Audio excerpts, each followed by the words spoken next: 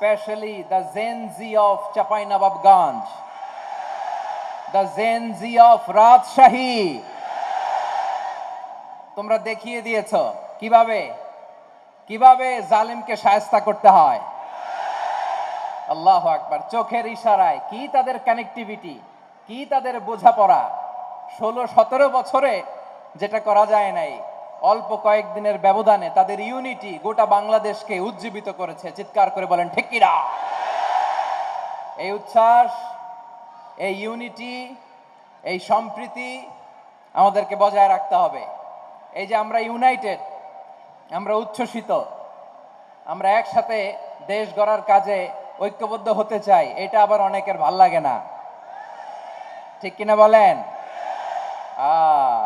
আমাদের সুখ অনেকের ভালো লাগে না। নানামুখী ষড়যন্ত্র, নানামুখী ষড়যন্ত্র। এমন এক দেশের পাশে আমরা প্রতিবেশী হয়ে আসছি, আমাদের অনেক কিছু বুঝে শুনে স্টেপ ফেলতে হয়। চিল্লায় বলেন ঠিক কিনা? আমরা যদি ঐক্যবদ্ধ থাকতে পারি, কেউ আমাদের কিছু করতে পারবে না। এজন্য আগামীর বাংলাদেশ ঐক্যবদ্ধ বাংলাদেশ। আমরা এমন রাজনৈতিক বন্দোবস্ত চাই যেখানে কেউ কাউকে জুলুম করার সাহস দেখাবে না। নতুন করে আর কেউ জালিম হবে না। নতুন করে ফ্যাসিস্ট হওয়ার সাহসটুকু, দুঃসাহসটুকু কেউ দেখাতে পারবে না। এরকম বাংলাদেশ আমরা চাই কি চাই না? আওয়াজ করে আপনার মতামত জানান দেন। এরকম নতুন ভোরের বাংলাদেশ আমরা চাই কি চাই না? কারা কারা চাই হাত তুলে আল্লাহর দেখায়।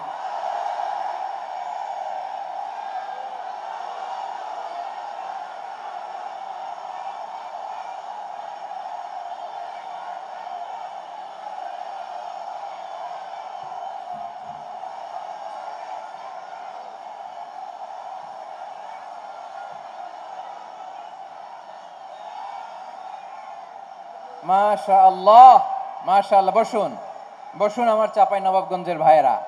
আমরা এই স্বাধীনতার পর থেকে এটাই দেখেছি, লুটপাট, দুর্নীতি, মারামারি, দেশের টাকা পাচার, আছে না নাই? এগুলোর পুনরাবৃত্তি আমরা চাই। নতুন ভোরের বাংলাদেশে এগুলোর পুনরাবৃত্তি না হোক। জোরে বলেন ঠিক কিনা? আমাদের বিশ্ববিদ্যালয়ের ক্যাম্পাসগুলোতে রিসার্চ হোক, উন্নত মানের রিসার্চ, গবেষণা হোক, যেরকম আমরা অন্যান্য দেশে দেখি। যেই ছাত্রদের হাতে কলম লেগেছে, ওই হাতে অস্ত্রের স্পর্শ না লাগুক। চিল্লায় বলেন ঠিক কিনা? আমরা নতুন ভোরের বাংলাদেশে বুক বাঁধা স্বপ্ন নিয়ে সামনে আগাতে চাই। এখানে এক রাজনৈতিক দল আর এক রাজনৈতিক দলকে শ্রদ্ধা করবে, সম্মান করবে, এমন নেতা আমরা চাই যেই নেতা অসুস্থ হলে আমরা গোটা দেশের জনগণ জায়নামাজ বিছিয়ে মুনাজাতে চোখের পানি ছেড়ে আমার নেতার জন্য কান্না করব। চিল্লায় বলেন ঠিক কিনা? এরকম নয়া রাজনৈতিক বন্দোবস্ত আমরা চাই কি চাই না? এক রাজনৈতিক দল আর এক রাজনৈতিক দলকে নিশ্চিহ্ন করার খেলায় মেতে উঠুক, এটা আপনারা চান? আমরা চাই না। আমাদেরকে সাবধান থাকতে হবে, সচেতন থাকতে হবে। দেখবেন এই যে আমরা ঐক্যবদ্ধ, আমরা সম্প্রীতির বাংলাদেশ গড়তে চাই, আমরা সমৃদ্ধির বাংলাদেশ গড়তে চাই। নানা ধরনের চক্রান্ত। রিসেন্টলি দেখবেন এই শান্ত শিষ্ট ইসলাম প্রিয় শান্তিপ্রিয় মুসলিমদেরকে উস্কানি দেয়া হচ্ছে, উত্তেজিত করার জন্য আমার নবীকে গালি দেয়া হচ্ছে। আরশের অধিপতি আল্লাহ রাব্বুল ইজ্জাতের নামে এমন অশ্লীল শব্দ ব্যবহার করা হচ্ছে যেগুলো মুখে তোলা আমাদের পক্ষে সম্ভব না। প্রিয় ভাইয়েরা, আমরা আজকের এই চাপাই নবাবগঞ্জের বিশাল ঐতিহাসিক তাফসীরুল কোরআনের প্রোগ্রাম থেকে এই এন্টিরিম গভর্নমেন্টের কাছে বিনীত আবেদন জানাতে চাই, আপনারা শান্তিপ্রিয় মুসলিম জনতার ধৈর্যের পরীক্ষা নেবেন না। ধৈর্যের পরীক্ষা আপনারা নেবেন না। সহ্যের সীমা ছাড়িয়ে গেলে জনতা নিজেই আইন প্রয়োগ করার, বিচার করার দায়িত্ব হাতে তুলে নিবে।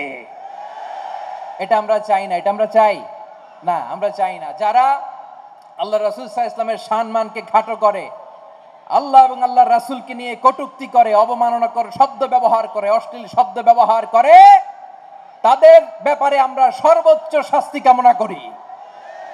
সর্বোচ্চ শাস্তি তাদের জন্য বাস্তবায়ন করতে হবে। বাংলাদেশে ব্লাসফেমি আইন করে। চিল্লায় বলেন ঠিক কিনা? তা না হলে জনগণ যদি বিচার হাতে তুলে নেয়, এই বিশাল জনস্রোতকে থামানো সম্ভব না। আমরা শান্তি চাই কি চাই না, আওয়াজ করে বলেন। আল্লাহর নবীর বিরুদ্ধে, আল্লাহর রাসূল সাল্লাল্লাহু আলাইহি ওয়াসাল্লামের সম্মানকে খাটো করে কবিতার নামে, গদ্যের নামে অশ্লীল শব্দ চয়নকে আমরা মেনে নিব?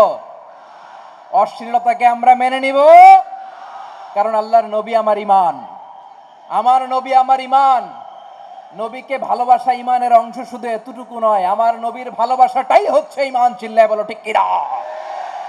এজন্য ইন্টারিম গভর্নমেন্টের কাছে আমরা বিনীত আবেদন জানাই, দেশের পরিস্থিতি আরো নাজুক হওয়ার আগেই যারা এই সমস্ত অবমাননার সাথে জড়িত তাদের বিরুদ্ধে কঠোর শাস্তির বিধান জারি করতে হবে।